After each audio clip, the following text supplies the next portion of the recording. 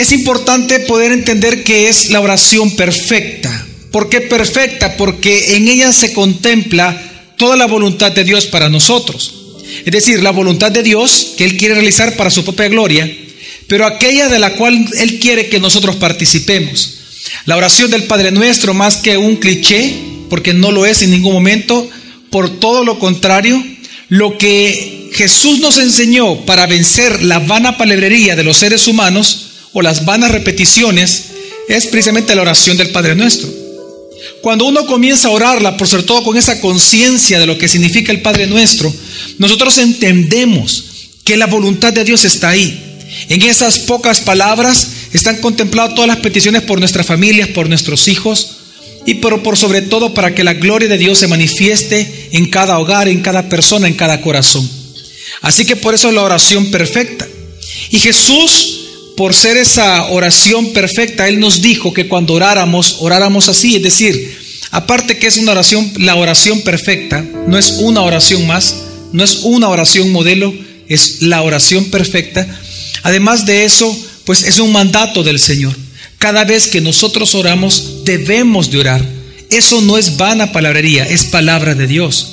Y esta noche, pues lo que vamos a ver comprueba mucho más lo importante que es esta oración. Palabras tan sencillas, su gran significado que tiene.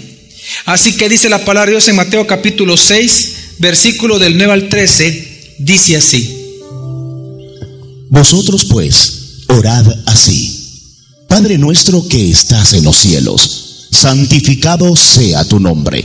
Venga tu reino. Hágase tu voluntad, como en el cielo, también en la tierra.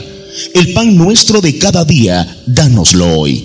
Y perdónanos nuestras deudas, como también nosotros hemos perdonado a nuestros deudores. Y no nos metas en prueba, mas líbranos del mal. Y no nos metas en prueba o no nos metas en tentación. Dios nos enseña, vamos por esta parte, vamos por este versículo, y esta noche vamos a hablar precisamente de esta parte de la oración: no nos metas en tentación. Hemos hablado sobre cada una de las partes de esta oración y hemos logrado comprender y comprobar, por sobre todo, que la voluntad de Dios está plasmada en esta preciosa oración. Pero al final de esta oración, Jesús nos enseña a orar por algo muy interesante. Nos dice que cuando oremos, le pidamos al Señor que no nos meta en tentación, que no nos meta en prueba. Pero una pregunta que surge es la siguiente: bueno, pastor, ¿a qué se refiere la Biblia con esta palabra prueba? Porque Jesús dijo que en el mundo tendréis aflicción. Entonces, si Jesús dijo que en el mundo vamos a tener aflicción, vamos a tener pruebas, entonces ¿por qué pedirle a Dios que no nos meta en ella? Es decir, ¿acaso la Biblia se contradice? Porque por un lado pareciera ser que Dios nos quiere meter en prueba, y por otro lado, pues Jesús dice que no podemos evitarlas. Entonces, ¿por qué pedir por algo que no puede ser evitado? Es que realmente la palabra prueba para mí se queda muy corto en su significado. La palabra más correcta es tentación. No nos metas en tentación. Y eso es quizás la parte más importante o más interesante que nosotros debemos de entender. ¿En qué consiste la tentación para Dios? Es decir, en el concepto para Dios, de Dios. ¿Qué significa que el ser humano sea tentado? ¿Y por qué es que Él nos enseña a nosotros cada día y cada noche pedirle que no nos meta en tentación? Nosotros muchas veces pensamos que las tentaciones son las pruebas que nos vienen. Por ejemplo, pensamos que la tentación es el dinero, pensamos que la tentación es un hobby, que la tentación puede ser un hombre o una mujer, que la tentación puede ser el sexo, puede ser la computadora, puede ser el internet. Pero realmente eso no es la tentación.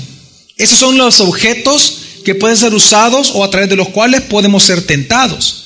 Pero la tentación no consiste en eso en la Biblia, sino que es importante entender y que usted nunca vaya a olvidar qué es la tentación en la Biblia. Porque si queremos entender por qué tenemos que pedirle a Dios que no nos meta en tentación, ¿qué significa esa frase? Meter en tentación. Lo primero que tenemos que entender en qué consiste la tentación.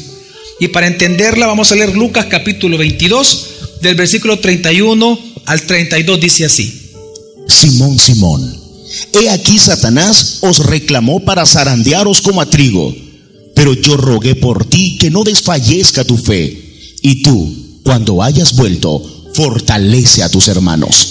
Jesús le dice, mira, Satanás te ha pedido para zarandearte, pero yo le he pedido algo a mi Padre. Y fíjese bien, ¿qué es lo que Jesús le pidió cuando Pedro fuera a enfrentar esta prueba? Cuando él iba a enfrentar esta prueba, ¿acaso Jesús le pidió a su Padre que Pedro no sufriera?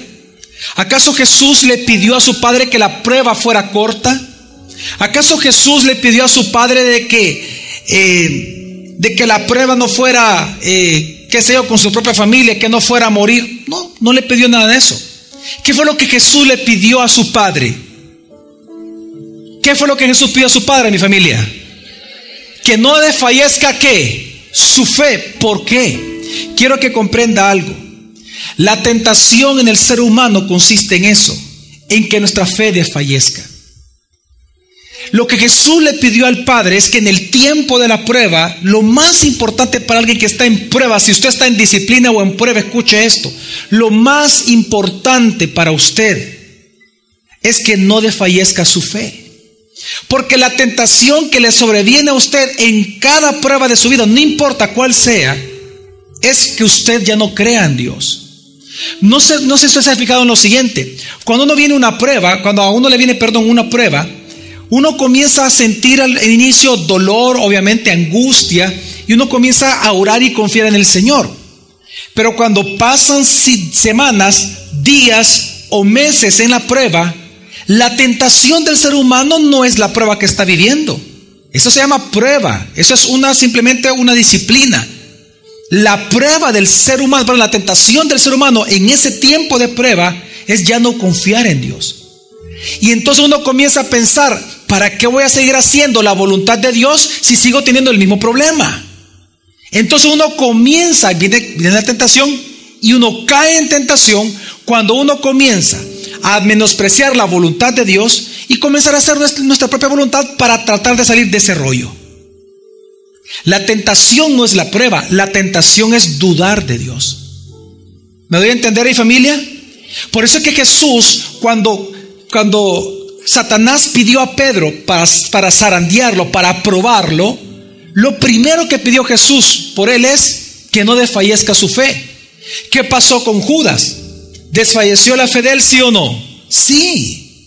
Pero por él pidió que no desfalleciera. Judas cayó en tentación, Pedro no cayó en tentación.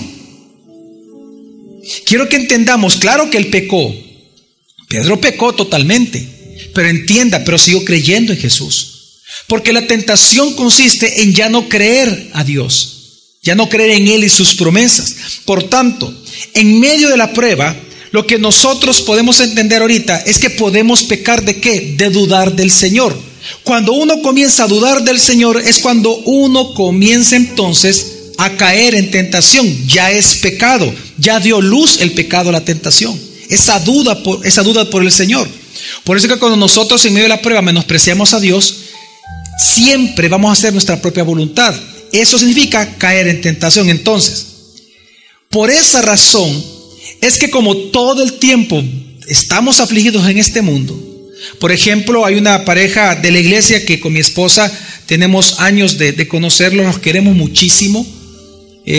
También el pastor Manuel los conoce personalmente. Ellos están pasando una prueba en su vida. Y yo le decía a mi esposa, o sea, que duro porque se trata con su hija, que estuvo hospitalizada por un par de días. Y yo le decía al pastor Manuel, por eso dice la Biblia que el matrimonio es una aflicción de la carne. Porque una vez una persona se casa con otra, comienzan aflicciones que no se tienen de soltero. Los hijos, por ejemplo. Entonces, yo le decía a ellos de que todo el tiempo estamos sometidos a aflicción. En el mundo tendréis ¿qué? Pero ¿cuál es el mandato de Jesús? ¿Pero qué? Confía. ¿Acaso no es lo mismo por lo cual él rogó por Pedro? Que no desfallezca tu fe. En otras palabras, que siempre confíes en mí. Lo que Jesús le pidió al Padre por Pedro, que él confíe, que Pedro siempre confiara en el Señor, es lo mismo que Jesús nos dice a nosotros. En el mundo tendréis aflicción, en el mundo tendréis pruebas, pero ¿qué? Confiad, que no desfallezca tu fe.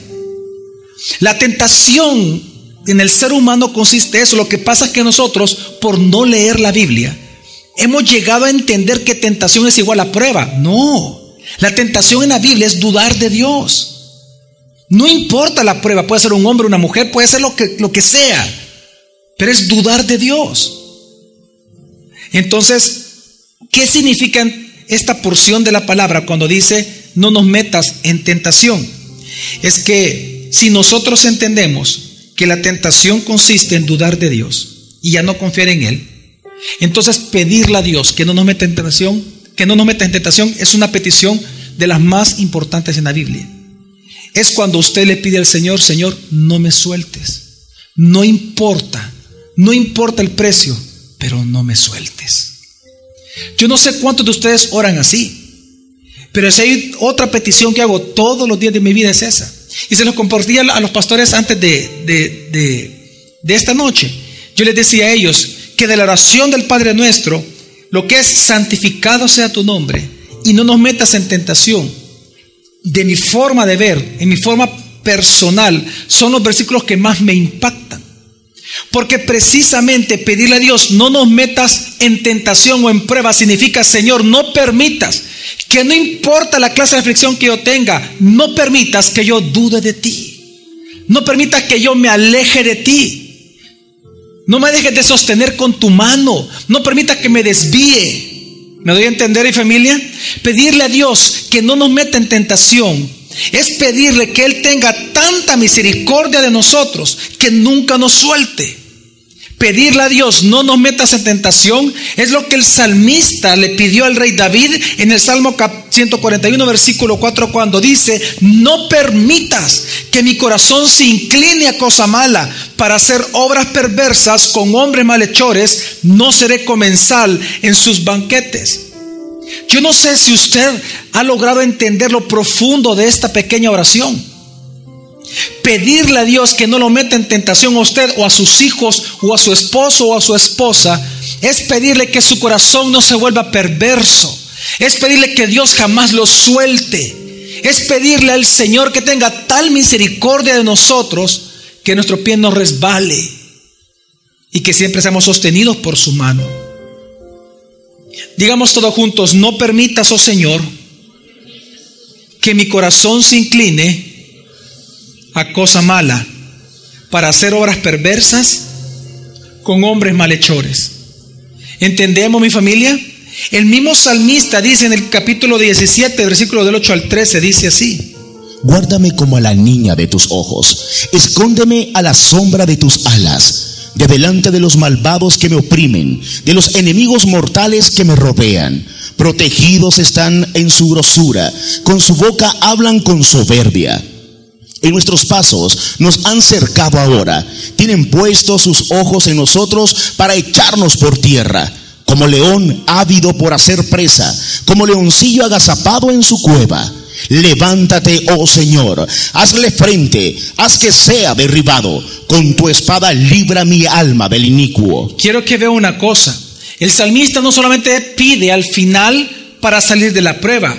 Su petición no es que termine la prueba. ¿Cuál es la petición del salmista?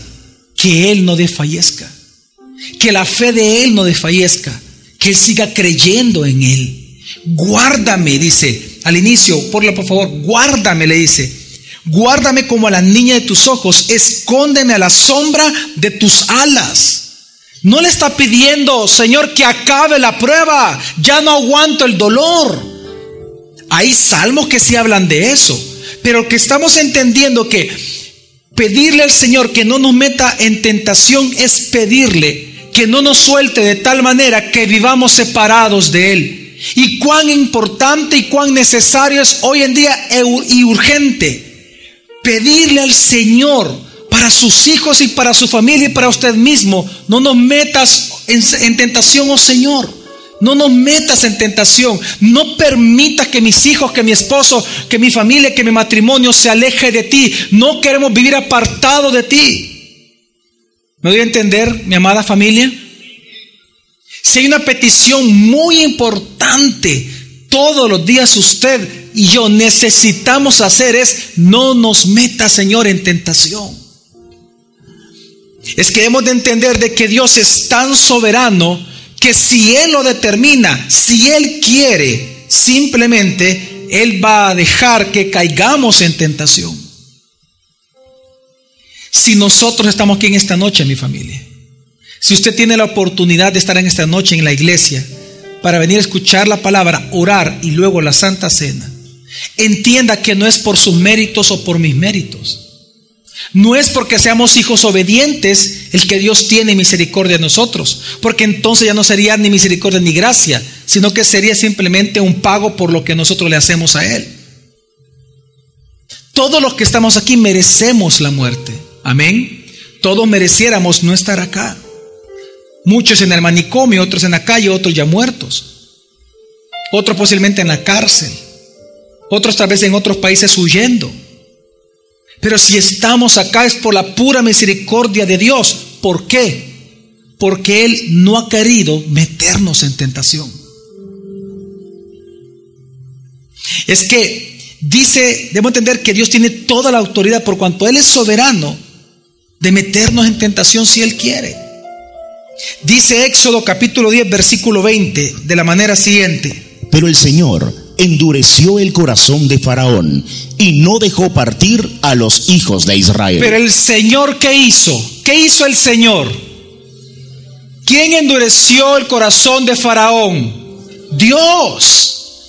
Pedirle a Dios que no lo meta en tentación es pedirle que no lo endurezca su corazón.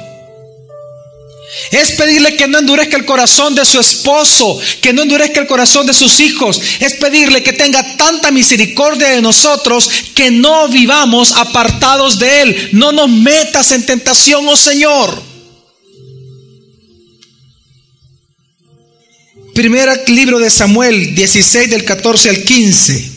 Y el Espíritu del Señor se apartó de Saúl. No me metas en tentación. No te olvides de mí, no me desampares, no me sueltes, oh Señor. ¿Se acuerdan la oración del rey David cuando le dice que no apartes de mí tu espíritu? Le dice a David. ¿Se acuerdan ustedes de eso? ¿Quiénes han leído la Biblia? ¿Se acuerdan ustedes de ese salmo?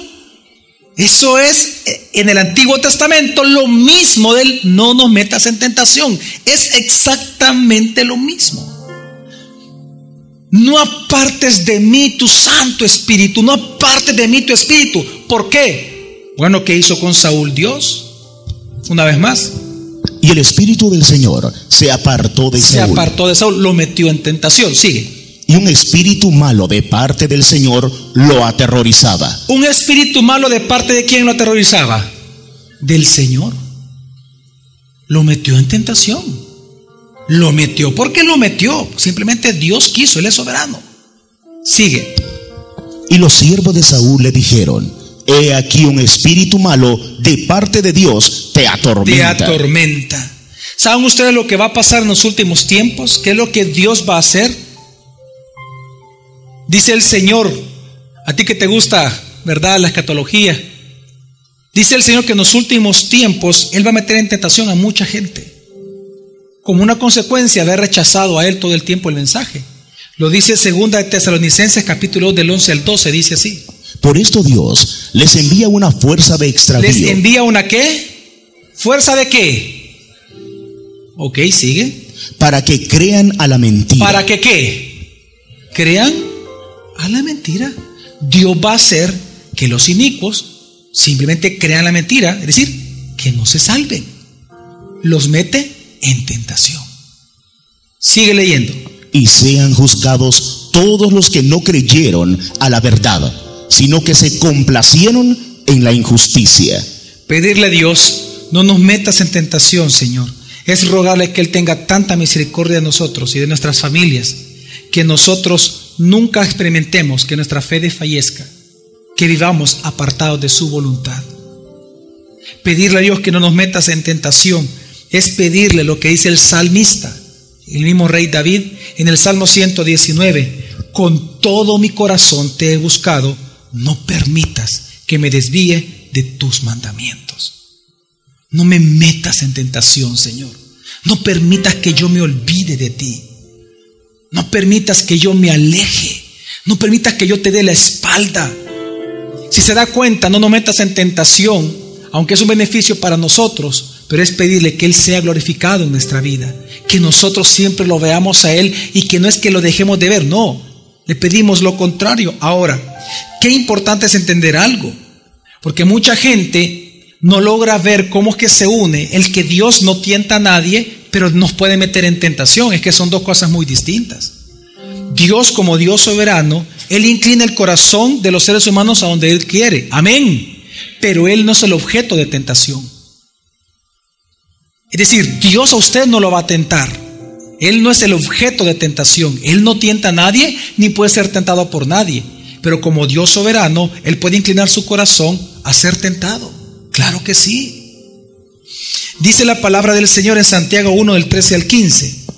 Nadie que es tentado diga, soy tentado por Dios, porque Dios no puede ser tentado por el mal, ni Él tienta a nadie. Y entonces, pastor, sigue leyendo. Sino que cada uno es tentado cuando es atraído por la propia concupiscencia. Es decir, querer hacer nuestra voluntad. La concupiscencia es el deseo de la carne. Digan conmigo, deseo de la carne. Todo deseo de su carne, concupiscencia. Entonces, cada uno es tentado a hacer lo que uno desea.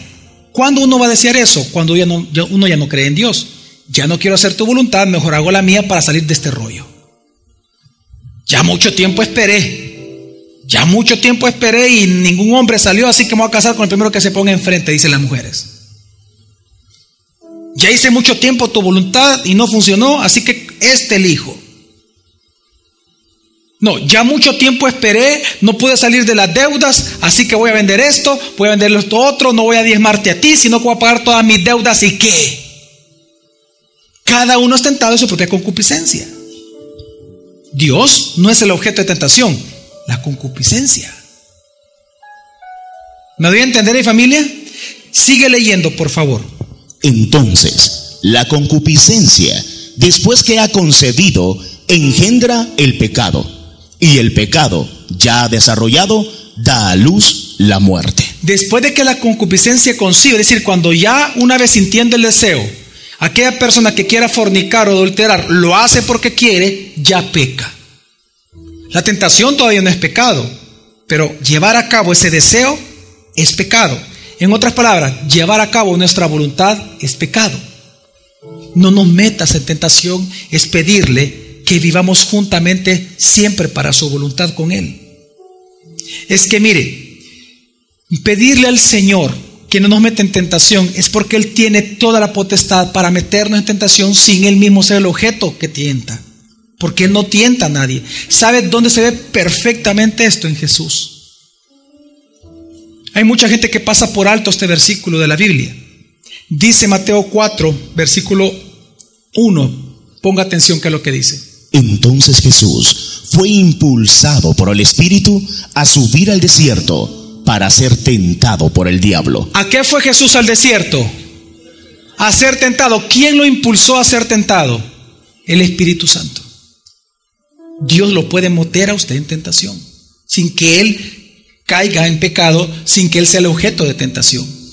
El Espíritu Santo llevó a Jesús con el único y exclusivo meta de que fuera tentado, punto. Lo metió en tentación. Pedirle a Dios que no lo meta en tentación es pedirle no experimentar lo que Jesús experimentó. Es pedirle al Señor que no lo suelte. Es pedirle al Señor que no lo deje caer. Es pedirle al Señor que usted no se extravíe, que usted no se olvide de Él, que no importa el calor del horno que el cual usted está pasando, no importa el calor del desierto en el cual usted se encuentra ahorita, pero usted sigue creyendo en su Dios. Amén, mi familia. No nos dejes caer en tentación, no nos metas en tentación. Pedirle a Dios entonces es eso, que no nos apartamos de Él. Mire, familia, si usted y yo estamos acá, es porque simplemente Dios no ha permitido que nosotros caigamos más allá de lo que hemos caído anteriormente. No estamos aquí porque hemos sido fuertes, no estamos aquí porque hemos sido obedientes, porque aún nuestra obediencia es producto de la acción del Espíritu Santo en nosotros. Amén. Quiero que entienda algo. Si esto no cae más allá a tierra, sino que a este nivel está, es porque mi mano ¿qué? Pero si yo quito mi mano, ¿qué va a pasar? Quiero que entienda que si usted me ha caído, no es por chulada, no es porque usted sea obediente, es porque la mano de Dios no lo ha metido usted todavía en tentación. Es lo que trata de decir el salmista también. Vamos a leerlo en el Salmo 37, 23 al 24. Por el Señor son afirmados los pasos del hombre aquel en cuyo camino Él se complace. Aunque caiga, no quedará postrado, porque el Señor sostiene su mano. Porque el Señor, ¿qué? No nos dejes caer en tentación. No me metas en tentación. No sueltes mi mano nunca, Señor.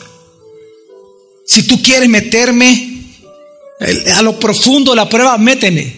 Está bien, Señor. Si me quieres quebrantar, quebrántame, pero no me sueltes. Si tú quieres que yo pase por el fuego, está bien, Señor, que sea tu soberanía, pero no sueltes mi mano. Si tú quieres que pase por el foso de leones, Señor, lo acepto, pero no sueltes mi mano. ¿Me doy a entender, mi familia? No nos metas en tentación. No es que no nos metas en pruebas, es que no nos suelte. Como también dice Isaías 41, versículo 13. Porque yo, el Señor tu Dios, soy el que sostengo tu diestra y te digo, no temas, yo mismo te ayudo. Esto mismo se le dice al pueblo de Israel. Yo mismo te sostengo, yo mismo te ayudo. Usted se encuentra en pruebas. Usted está en un desierto. Usted está en el lodo cenagoso. Está en el valle de sombra de muerte. Si usted se encuentra en duras pruebas y tormentos, con mucha más razón y urgencia en esta noche, ruéguele al Señor que no lo meta en tentación. Que usted pueda resistir la prueba victorioso, siempre confiando en el Señor. Pídale al Señor que su orgullo no se enseñorezca de usted. Que por el contrario, Cristo Jesús sea el Señor de su vida en medio de esa prueba. Tal como lo dice la palabra en el Salmo 19, versículos 12 al 13, cuando dice: ¿quién discernirá sus propios errores? Declárame inocente de los que me son ocultos. Aparta también a tu siervo de las soberbias, que no se enseñoreen de mí. Entonces seré íntegro y quedaré absuelto de gran transgresión. ¿Quién discernirá sus propios errores? Y aquí viene: no nos metas en tentación. Declárame inocente de los que me son ocultos, Señor. Aparta también a tu siervo de las soberbias, que no se enseñoreen ¿de quién? De mí. No nos metas en tentación. Mi familia, yo no sé por qué cosa usted le pide al Señor. Tal vez usted le pide por un calcetín, por una camisa. Yo no sé por qué usted le pide al Señor. Pero urgentemente usted necesita todos los días pedirle que Él no lo meta en tentación.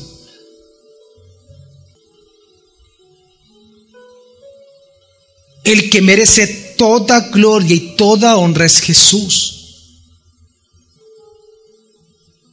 Somos nosotros los que tenemos que pedirle a Él que Él no nos vaya a soltar en nuestras propias soberbias.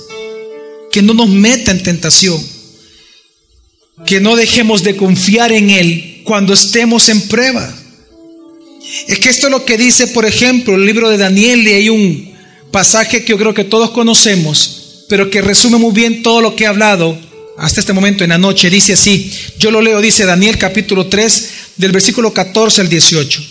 Nabucodonosor tomó la palabra y les dijo: Sadrac, Mesac, Abednego, ¿es verdad que vosotros no renderéis cultos a mis dioses, ni habéis adorado la estatua de oro que yo hice levantar? Ahora pues, si al oír el son de la corneta y del silbato, del tamboril, del arpa y del salterio, de la zampoña y de todo instrumento de música, estáis dispuestos a postraros en adoración ante la estatua que he hecho, os irá bien. Pero si no la adoráis, en la misma hora seréis echados en medio del horno de fuego abrasador. ¿Y qué Dios os podrá librar de mis manos? ¿Acaso no son las mismas palabras que nosotros muchas veces sentimos cuando estamos en prueba? ¿Dónde está Dios en este momento? ¿Dónde estuvo Dios mientras me violaban, pastor? ¿Dónde estuvo Dios cuando mi hija murió? ¿Dónde estuvo Dios cuando mi matrimonio se acabó? ¿Dónde? ¿Qué Dios? ¿Y qué Dios os podrá librar de mis manos? A la que respondieron. Entonces Sadrach, Mesach y Abednego respondieron al rey Nabucodonosor diciendo: no tenemos por qué responderte sobre este asunto. He aquí, nuestro Dios, a quien servimos, existe. Él tiene poder, oh rey, para librarnos del horno de fuego abrasador y librarnos de tus manos. Y aunque no lo haga, oh rey, entiende que tampoco daremos culto a tus dioses y nos prostraremos ante la estatua que hiciste levantar. Mi familia, en este precioso pasaje de la Biblia que todos conocemos muy bien, la prueba de ellos tres, ¿cuál era, mi familia? Era el horno de fuego. Esa iba a ser su prueba. Esa era su tentación, el horno de fuego. El horno de fuego y la situación que se encontraba en ese momento, esa era la prueba de ellos. Pero ¿cuál era la tentación? ¿Cuál era lo que Satanás quería tentarlos a ellos? Que ellos, ¿qué? Dudaran de quién. De Dios. Si ellos hubieran dudado, hubieran pecado, y le aseguro que por lo menos uno de ellos se hubiera postrado ante la estatua. Pero ellos no cayeron en tentación. Dios no los metió en tentación. Ellos no dudaron de Dios. ¿Cómo lo sabemos? Dijeron tres cosas muy importantes. Porque cuando Nabucodonosor les dice: ¿y qué Dios los puede librar de mi mano? Ellos dijeron en primer lugar: Dios existe. Amén. En medio de la violación, en medio del divorcio, en medio del cáncer, en medio de la muerte, en medio de la quiebra financiera, mi Dios existe. Segundo lugar, Él tiene poder. Él tiene poder para sanarme. Él tiene poder para restaurar mi matrimonio. Él tiene poder para sacarme de las deudas. Él tiene poder para sanarme. Él tiene poder para restaurar mi vida. Él tiene poder. Y tercero, pero aunque no me quiera sanar, aunque mi matrimonio no se restaure, aunque yo me muera, aunque yo todas mis empresas jamás las vuelva a recuperar, yo no me voy a postrar ante los dioses, sino solamente delante de ti, oh Señor. No nos metas en tentación. No nos metas en tentación. Yo ruego al Señor en esta noche que cuando usted esté en duras pruebas, usted podamos, como dice el libro de Job, usted y yo podamos decirle al Señor. Job 13:15 dice: aunque tú me mates, aunque Él me mate, en Él esperaré. ¿Cuántas veces nosotros caemos en el error de querer valorar el amor de Dios por las cosas que vivimos, ¿no? El poder decir esto, que es similar a lo que dijo Sadrach, Mesach y Abednego, el decir esto solo es propio de alguien que confía en Dios.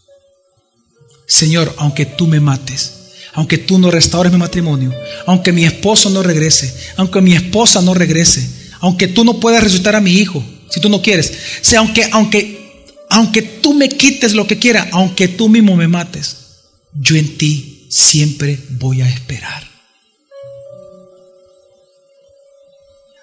Aunque ahorita no me haga recuperar X cosas que usted esté viviendo, aunque Dios no lo haga, mi consejo en esta noche: en Él siga esperando, mi familia. En Él siga esperando. No caiga en la tentación de dudar de su Dios. Hoy en día, ¿cómo se llenan las iglesias cuando vienen pseudo evangelistas a prometerle toda clase de milagros a usted? ¿Cuánta gente sale decepcionado de esos lugares? Porque nos venden a un Dios mercader, vendedor de milagros, cuando la Biblia nos enseña que la verdadera confianza no está en que Dios haga un milagro o no. La confianza está depositada en Él. Aunque tú, Señor, no me saques de este hoyo. Es más, si tú quieres meterme en este hoyo y que yo esté en este hoyo por siempre, aunque eso sea así, yo seguiré esperando en ti, Señor. De aquí nadie me mueve. Nadie va a dejar que yo viva tu palabra. Yo permaneceré firme para gloria de tu nombre. Amén, mi familia. Con mucha más razón entonces, como dijo Jesús, cuando oren, digan así. Vamos a orar todos, por favor cierren sus ojos. Vamos a orar todos.